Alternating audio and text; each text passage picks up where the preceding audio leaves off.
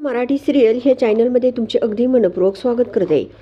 लपंडाव ह्या मालिकेच्या 13 नोव्हेंबरच्या एपिसोडमध्ये असं बघायला मिळतं की जेव्हा इकडे ही तेजस्विनी झोपलेली असते तेव्हा तिला एक भयानक या आपल्या सखीच्या आईचं स्वप्न पडलेलं असतं. कारण सखीच्या आईने तेजस्विनीला जो काही तू सुखी राहणार नाही असा जो काही शाप दिलेला असतो ते स्वप्न जे आहे ते तेजस्विनीला पडलेलं असतं आणि ती खूप घाबरलेली असते. आता ती मित्रांनो उठून बसते आणि दोन्ही हात जे आहे ते कानाला लावते. त्यानंतर इकडे तेजस्विनी आता खूपच टेन्शनमध्ये आलेली असते. तिला खूप भीती वाटत असते. इकडे तेजस्विनी आता पटकन ग्लासमध्ये पाणी घेते आणि ते पटकन पिऊन टाकते. आता तिला आणखीनच भीती वाटायला लागलेली असते की आपल्या मनाशी बोलते की कावळ्याच्या शेपाने गाय मरत नाही. अगदी तसंच आहे हे. तुझ्या शापाने माझं काहीच बिघडणार नाही. माझं सर्व वैभव जे आहे, माझं जे काही साम्राज्य आहे अवैध होतं आणि अवैधच राहणार असं पण ही तेजस्विनी आपल्या मनाशी बोलत असते. जे माझ्या नावावर कायमस्वरूपी राहणार आहे ते राहणारच आहे. त्यामध्ये कुठलाच बदल होणार नाही असंही तेजस्विनी आपल्या मनाशी बोलत असते. इकडे असं बघायला मिळतं की तेजस्विनी इकडे मोबाईल हातामध्ये घेते आणि ह्या कान्हाला कॉल करते. तर कान्हा झोपलेला असतो. एवढ्या रात्री कुणाचा फोन आलाय असं म्हणत तो मोबाईल हातामध्ये घेतो आणि सरकारांचा कॉल एवढ्या रात्री कशासाठी आलाय असं म्हणत तो मोबाईल रिसीव्ह करतो आणि हॅलो काय झालं असं विचारू लागतो.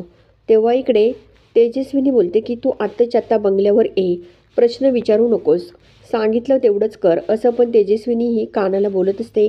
काना खूप टेन्शनमध्ये आलेला असतो की नेमकं सरकारांनी एवढ्या रात्री मला बंगल्यावर का बोलवलंय असा प्रश्न कानाला पडलेला असतो. दुसरीकडे ही तेजस्विनी परशूला सुद्धा रात्री बोलावून घेते. सखीसुद्धा समोर असते, कानाही असतो. तेव्हा काना ह्या तेजस्विनीला बोलतो की काही पार्टी आहे की काही अनाऊन्समेंट करणार आहेत.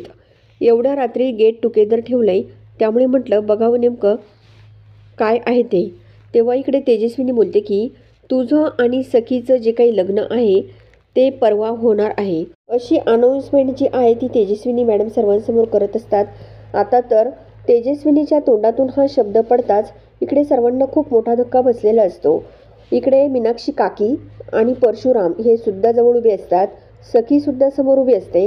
गौतम साईडला उभा असतो. त्यानंतर इकडे ही तेजस्विनी त्यावर इकडे ही सखी आपल्या आईला बोलते की थँक्यू सरकार, तुम्ही तर चांगल्या गोष्टीला कधीच टाईम लावत नाही. हा निर्णय जो आहे तो माझ्या आनंदाचा विचार केला असं सखी ही आपल्या आईला बोलत असते. ह्या निर्णयामुळे माझ्या आयुष्यात फक्त सुख आणि आनंदच येणार आहे. सखी सदन चाळीतली ही सखी जी आहे ती सून बनणार आहे असं पण सखी आपल्या आईला सांगत असते. सखी जी आहे ती आपल्या आईला बोलते की आई मी ह्या लग्नाला तयार आहे असं पण सखी आपल्या आईला बोलत असते. तेव्हा ही तेजस्विनी बघत असते. त्यानंतर इकडे काना बोलतो की सखी तुम्ही ह्या लग्नाला तयार आहे का, तुम्हाला काही प्रॉब्लेम नाही का. तेव्हा आता इकडे ही सखी जी आहे ती कानाला बोलते की मला माझी हरवलेली आई कधी मिळालीच नाही. तुझ्यासारखा प्रामाणिक जोडीदार जो मला मिळतोय त्यापेक्षा आनंद कुठला आहे अजून असं सखी कानाला सर्वांसमोर विचारते. त्यावर आता इकडे तेजस्विनीला हसू येतं. ती लगेच टाळ्या वाजवत असते आणि खूपच मोठमोठ्याने ती टाळ्या वाजवते आणि बोलते की काय प्रामाणिक जोडीदार, चांगलं आहे, काही प्रॉब्लेम नाही. आता लग्न कुठे करायचं तेवढं सांग प्लीज असं पण इकडे ही तेजस्विनी जी आहे ती सखीला विचारते. मीनाक्षी काकी आणि परशुराम बघत असतात. सखी लगेच आपल्या आईकडे बघते. जिथे माझ्यावर आई बाबा माझे प्रेम करणारं ठिकाण आहे तिथेच आपण लग्न करूयात असं सखी जी आहे ती आपल्या आईला सांगत असते. त्यानंतर सखी बोलते की आता माझं आणि कानाचं लग्न जे आहे ते आपण ह्याच घरात करूयात असं पण इकडे ही सखी बोलत असते. तेव्हा इकडे तेजस्विनी बोलते की नशीब, पुन्हा जर एखादं ठिकाण विचित्र ठिकाणी जर तू निवडलं असतं तर मला प्रॉब्लेम आला असता. मला तुझा हा डिसिजन मान्य आहे असं पण इकडे ही तेजस्विनी बोलत असते. तसंही हे घर सोडून कायम तुझ्या होणाऱ्या सासरी तर तुला जायचंच आहे. त्यानंतर सखी ही कानासमोर जाऊन उभी राहते आणि बोलते की मला माझ्या सासरी जाऊन इतकं काही प्रेम मिळणार आहे बघा तुम्ही, मी किती खुश असणार आहे असं पण इकडे ही सखी जी आहे ती आपल्या कानाला बोलत असते. तर काना सखीकडे बघतो. त्यानंतर सखी बोलते की चला ठरलं ना मग सर्व, काही प्रॉब्लेम नाही. आजच्या कार्यक्रमानंतर तो सुद्धा खूप दमला असेल. कान्हा जा तू तुझ्या घरी असं पण इकडे ही सखी कानाला बोलते. तेवढ्यामध्ये तेजस्विनी बोलते की होणाऱ्या नवऱ्याची इतकी काळजी आत्तापासूनच, असं पण इकडे तेजस्विनी सखीला बोलते. त्यावर सखी थोडीशी लाजू लागते. उद्या चुडा भरणे आणि हळद हे उरकून टाकूयात आणि परवा लग्न करूयात, असं पण ही तेजस्विनी सर्वांसमोर सांगत असते. उद्या जुन्या सखीच्या आयुष्यातील शेवटचा दिवस आहे, त्यामुळे आता परवापासून जे काही सखीचं आयुष्य आहे ते बदलणार आहे, असं पण तेजस्विनी सर्वांना बोलत असते. आपला निर्णय जो आहे तो तेजस्विनी सांगून टाकते आणि लगेच रूममध्ये निघून जाते. दुसरीकडे असं बघायला मिळतं की इकडे तेजस्विनी जी आहे ती रूममध्ये गेल्यानंतर सखी कानाकडे बघत हसत असते आणि तेव्हा इकडे काना जो आहे तो सुद्धा तेजस्विनीकडे बघत हसत असतो. दुसरीकडे आपला हा विक्रम जो आहे, विक्रमला परशुराम कॉल करतो आणि बोलतो की परवा सखीचं लग्न होतंय, ते हे आमच्या बंगल्यावर, तू नेमकं काय करणार आहेस बरं, असं पण परशुराम या विक्रमला विचारत असतात. त्यावेळेस इकडे विक्रम बोलतो की जे झालं नाही ते कलियुगात होणार आहे. लग्नाच्या दिवशी सखीचं अपहरण होणार आहे. ह्यावेळी श्रीराम नाही तर रावणच जिंकणार, असं पण हा विक्रम खूप खुश होऊन मोठ्याने हसत या आपल्या काकांना सांगत असतो. त्यानंतर इकडे काना जो आहे तो छान तयार होऊन इकडे निघलेला असतो. मध्ये काना जो आहे तो पायामध्ये बूट घालतो आणि बूट घालत असताना त्याचा तोल जातो. तेवढ्यामध्ये सखी जी आहे ती त्याचा लगेच हात धरते आणि ज्यावेळेस सखी त्याचा हात धरते तेव्हा सखी आणि काना दोघे खूप रोमॅन्टिक झालेले असतात आणि ते एकमेकांकडे बघत असतात. नंतर काना जो आहे तो बोलतो की आज दिवस कुठून उगवलाय तेच माहीत नाही, कारण आज तू मला आधार देते. तेव्हा इकडे ही कान्हाला सखी बोलते की इथून पुढे आता आपल्याला एकमेकांना हात धरूनच चालायचं आहे.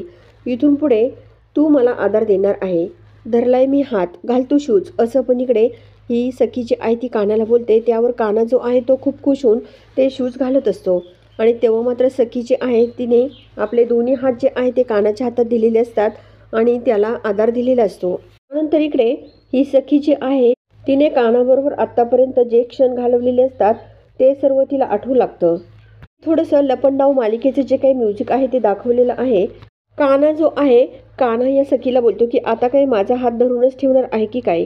तेव्हा मात्र इकडे सखी लगेच कानाचा हात सोडते. सखी जी आहे ती कानाला बोलते की आता मला आवाजावं वगैरे काहीच घालू नको, असं पण इकडे ही सखी जी आहे ती कानाला बोलते. तेव्हा काना बोलतो की खूप दिवसांची सवय आहे, मला जरा वेळ लागेल तुला अवकाव म्हणायला, असं पण इकडे काना बोलत असतो. ही सखी जी आहे ती कानाला बोलते की काही प्रॉब्लेम नाही, जरा वेळ लागला तरी चालेल, असं पण इकडे ही सखी जी आहे ती कानाला बोलते. इकडे असं बघायला मिळतं की काना जो आहे तो सखीचा विचार करत असतो. तेव्हा तिथे तेजस्विनी येते. ती बोलते की तू एवढा विचार का करतोस. आता इकडे सखीच्या मेहंदीचा कार्यक्रम असतो. तेव्हा इकडे गौतम जो आहे तो सखीजवळ येतो आणि बोलतो की तुझ्या मेहंदीसाठी बघ सर्व सखी सदन चाळ आलेली आहे आणि खरोखर सर्वजण छान तयार होऊन या आपल्या सखीच्या मेहंदीच्या कार्यक्रमासाठी आलेले असतात. आपला कानासुद्धा छान तयार होऊन तिथे आलेला असतो. दाबडे मावशीसुद्धा खूप खुश असतात आणि सखी जी आहे ती आता या कानाकडे बघते. कुल्फीजवळ उभी असते, ती सुद्धा खूप खुश असते आणि सखी आता या आपल्या कानाकडे बघत असते. जी आहे ती खूप खुश होऊन इकडे कानाकडे पळत जाते आणि कानासुद्धा आता सखीकडे बघत असतो. अगदी छान प्रकारे सखी सदन चाळ जिथे आलेली असते तिथे जाऊन त्यांचं स्वागत करत असते. तेजस्विनी जी आहे ती वरतून रूममधून तयार होऊन खाली येत असते. तेव्हा सखी जी आहे ती कानाकडे बघत असते आणि इतकी काही ही सखी सुंदर दिसत असते. तेजस्विनी आता ह्या कानासमोर येऊन उभी राहते. तेव्हा काना जो आहे तो सखीच्या आईकडे म्हणजे तेजस्विनीकडे बघतो. इकडे ही दाभाडे मावशीसुद्धा बघत असते आणि तेव्हा सखी वळून बघते तर तिची आई जी आहे ती या सखीला दिसते. त्यावेळेस इकडे उद्याच्या भागामध्ये ह्या आपल्या काकांनी या कानाचं नाव जे आहे ते मेहंदीच्या अक्षरांनी आपल्या हातावरती काढलेलं असतं आणि ते बघून काना खूप खुश होतो. पुढे असं बघायला मिळतं की ही सखी जी आहे ती इतकी काही खुश असते आणि जेव्हा ह्या सखी सदन चाळमधील मुलं जी आहे ती खूप डान्स करत असतात आणि सखी त्यांच्याकडे बघत असते. तर मित्रांनो, आता सखी आणि कानाचा जो काही मेहंदीचा कार्यक्रम आहे तो कसा होणार हे बघणंसुद्धा खूप इंटरेस्टिंग असणार आहे. तर या मालिकेचे डेली अपडेट मिळवण्यासाठी आपल्या चॅनलला जरूर सबस्क्राईब करा, लाईक करा आणि व्हिडिओ बघितल्यामुळे अगदी मनापासून धन्यवाद.